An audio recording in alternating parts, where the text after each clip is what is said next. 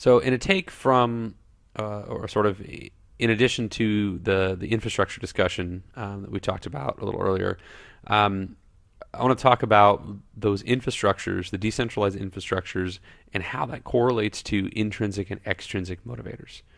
Um, so a lot of the research that I did on this started with the personal development, started in the personal development arena, and Tony Robbins is somebody who I admire and really respect his work. I mean, he's an amazing instructor. I've had a chance to learn quite a bit from him over the years, and he talks about something called the six basic needs. The six basic needs that we all have are certainty, uncertainty, significance, love and connection, growth, and contribution. So love and connection is one together. And he talks about if you satisfy any three of these basic needs, you'll create an addictive a pattern or addictive behavior behind it. And some of those aren't good, some of those are good. But the bottom line is that we are motivated at a very fundamental level. You can start breaking almost all actions down to that.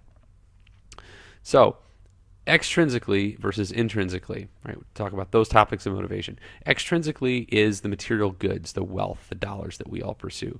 And what's very interesting is that a guy named Daniel Pink wrote a book called Drive that speaks to extrinsic motivating factors and the limit at which they quit performing. Right? So there is a dollar limit. There's a performance to dollar equation that says after a certain dollar amount, the performance you get out of somebody doesn't keep going up. So wealth has a cap relative to productivity of individuals. In the U.S., I think he put that number right about $70,000 or $72,000, somewhere right about there. After that, wealth does not create more productivity. It doesn't create more happiness. Is really the root that he got at.